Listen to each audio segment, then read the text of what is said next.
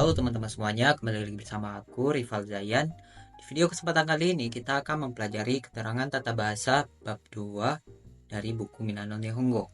Yaitu kita akan membahas dari poin 5, 6, 7, 8 dan ada beberapa poin yang aku menggabungkan jadi satu, yaitu pembahasan dari partikel no. Oke, jadi langsung aja. Inilah beberapa fungsi partikel no yang akan kita bahas pada kesempatan kali ini. Pertama, yaitu menjelaskan kata benda satu dan kata benda dua. Fungsi partikel no yang pertama ini sebenarnya aku udah ngebahas di video sebelumnya. Jadi di sini aku nggak akan ngejelasin panjang lebar, tapi aku akan ngulangin sedikit buat kalian mengerti. Kalau misalnya kalian belum mengerti juga, kalian bisa nonton di video sebelumnya. Oke, jadi fungsi yang pertama itu adalah kata benda satu ini menjelaskan si kata benda dua. Sebelumnya kita harus mengetahui dulu kata benda satu itu yang mana, kata benda dua itu yang mana. Kata benda satu terdapat di sebelum no, dan kata benda dua terdapat sesudah no. Kalian bisa ngelihat di rumus ini ya. Jadi ketika kalian bertemu dengan partikel no, kalian harus tahu ini kata benda satu di mana, kata benda dua di mana. Oke, kita langsung masuk ke contohnya, yaitu ao no sora. Hal yang pertama kalian lakukan ketika kalian belajar fungsi dari partikel ini, itu kalian artiin aja dulu setiap kata yang terdapat di setiap bagian no, di belakang sama depannya. Ini kalian perlu artiin.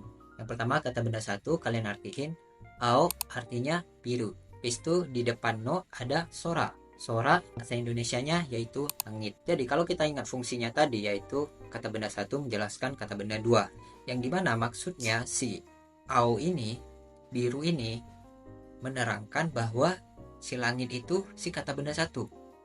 Jadi si langitnya itu biru. Jadi kalau diartiin menjadi langit biru. Jadi si langit ini diberi keterangan oleh si kata benda satu ini, yang dimana kata benda satu ini adalah warna biru. Jadi kayak biru ini milik si langit. Ngerti nggak sih? Oke, adapun cara yang lebih mudah, ketika kalian telah mengartikan dari setiap kata bahasa Jepang ini, kalian tinggal ngebacanya itu kebalik aja. Kan ini ao biru, no sora langit. Kalian tinggal balik aja bacanya langit biru. Terus ini aku kasih contoh lagi. Kuroi no kohi, kuroi hitam, kohi kopi. Kopi malah ngeblank pula. Jadi kita tinggal baca aja kopi hitam. Kita baca kata benda dua dulu, baru kata benda satu. Kalau kalian ingin bawa dari bahasa Indonesia ke bahasa Jepang, kalian tinggal ngebalik aja gitu. Terus ada karai no tabemono. Karai pedas, tabemono makanan. Makanan pedas. Makanan pedas, bukan pedas makanan. Jadi itu fungsinya dari si partikel no. Jadi ini fungsi yang pertama. Oke, terus kita masuk fungsi yang kedua dari si partikel no ini. Fungsi partikel no yang kedua yaitu menunjukkan kepemilikan atau punya kepemilikan. Yang dimana kalau di dalam bahasa bukunya itu kata benda satu menyatakan pemilik kata benda dua. Kata benda satu menyatakan pemilik kata benda dua. Jadi maksudnya gini, kalau dalam bahasa Indonesia pola kalimat ini dipakai ketika mengklaim suatu barang itu milik kita. Kayak itu punya aku, laptop itu punya aku, kamera itu punya aku. Tapi untuk pola kalimat ini bukan mengklaim punya kita sendiri, tapi juga bisa ke orang lain. Misalnya ini pulpen kamu ya, ataupun kita bisa bertanya ini pulpen kamu ya. Jadi ini fungsi dari pola kalimat ini adalah menyatakan kepemilikan, apakah ini milik kamu, milik aku, atau milik orang lain gitu. Jadi di sini rumusnya kata benda satu plus no kata benda dua. Jadi ini sama aja rumusnya kayak tadi, tapi penggunaan fungsinya ini yang berbeda. Perlu diketahui kata benda satu ini biasanya berwujud orang ataupun kata tunjuk. Misalnya anata, watashi, watashi tachi, kimi. Oke, untuk lebih mudah kita langsung aja masuk ke dalam contohnya. Contoh yang pertama ada watashi no kabang. Watashi, saya. Seperti yang aku katakan tadi, benda satu untuk pola kalimat ini biasanya berwujud ya manusia, orang itu, orang yang ditunjuk gitu. Terus diikuti dengan watashi no kabang. Jadi kalau kalian ingin mengartikan dalam bahasa Indonesia, kalian bisa ngertiin kayak sebelumnya tadi ya, yang dimana kita ngebacanya dari kata benda dua dulu baru kata benda satu. Dimana tas saya. No ini tadi kan fungsinya sebagai kepemilikan. Jadi no ini kalau aku ngartiin ke dalam bahasa Indonesia, aku bisa ngartiinnya dengan punya, dimana kalau kita langsung baca menjadi tas punya saya, tas punya saya. Oke, kita masuk contoh lagi yang kedua. Anata no ketai desu. Tadi ada des juga ya, tapi aku lupa bilang. Anata no kettai desu. Anata, kamu. No, punya. Kettai, handphone. HP. Des fungsinya untuk sopan. Jadi kalau kita ingin mengartikan dalam bahasa Indonesia, kita baca dari kata benda dua dulu, baru ke kata benda satu. Jadi kalau kita baca langsung, jadi seperti ini. HP punya kamu. HP punya kamu. Misalkan kalian ingin membuat kalimat tanya dari pola kalimat ini, kalian tinggal nambahin aja huruf K di depan sini, depan kata benda dua. Diartikan dalam bahasa Indonesia itu menjadi HP punya kamu ya, atau HP ini punya kamu ya, itu sama aja sih sebenarnya. Terus ini contoh yang ketiga.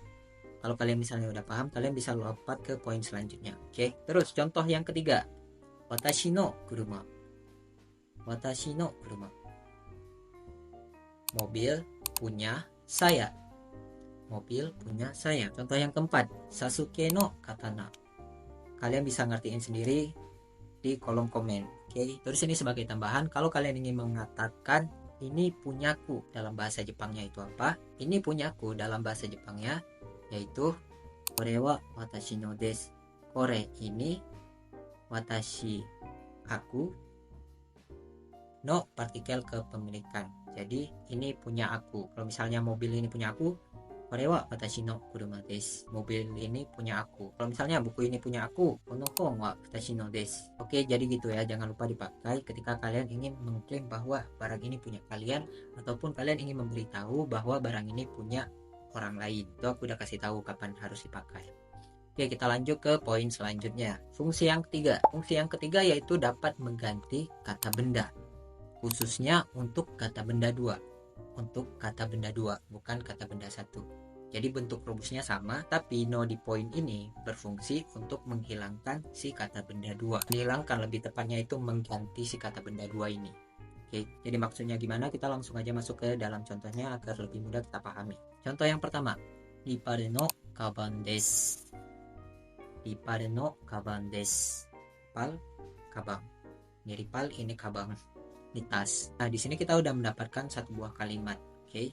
Yang dimana kita harus mengingat fungsinya tadi, yang dimana no berfungsi untuk menghilangkan kata benda dua. Kata benda dua yang terdapat di dalam kalimat ini yaitu tas. Ya, si kabang ini. Kabang ini adalah kata benda dua yang dapat dihilangkan. Kenapa? Ya, karena itu fungsi dari partikel no yang ketiga ini gitu. Yang dimana fungsinya ini kalau misalnya si kata benda duanya ini hilang, ya itu nggak masalah selama ada si no ini. Jadi maksudnya itu tetap tersampaikan. Nah, coba kita hilangin si kabang ini, si tas ini. Jadinya ripal no desu. Ripal no desu menjadi punya rival. Dalam tanda kutip, ketika kalian memakai pola kalimat ini dan fungsi dari partikel no ini, kalian harus memiliki si kata benda duanya itu di tempat kalian bicara. Kan aku ini ada tas, jadi kalimat ini bisa dipakai gitu. Ripal no desu. Apa yang dimiliki rival ya? Tas gitu. Kalau misalnya tasnya nggak ada, terus kita bilang Ripal no desu, itu kita bingung sendiri tuh, apa yang si Ripal ini punya gitu. Sedangkan benda yang dibahas saja nggak ada. Terus pola kalimat ini juga berlaku ketika orang menanyakan kepemilikan suatu benda yang ditunjuk. Misalnya, tas saja lagi lah, tas lagi, oke. Misalnya nih orang pengen tanya, Arewa, dare no kabang desu ka? Itu tas siapa ya? Itu tas siapa ya? Arewa, dare no kabang desu ka? Nah, kata benda dua di pola kalimat tanya. Nah, kata benda dua di pola kalimat ini juga bisa dihilangkan menjadi arewa dare no desu ka. Arewa dare no desu ka. Karena kan ini udah jelas banget gitu ditunjuk. Tunjuk itu punya siapa. Tanpa kita mengatakan tas itu punya siapa, kita udah tahu karena ini udah ditunjuk gitu bendanya. Kecuali kita nggak ada bendanya. Nah, ini kalau ditunjuk ini supernatural jadi ya. Oke, jadi orang yang ditanya itu bisa jawab watashi no kaban desu ataupun watashi no desu.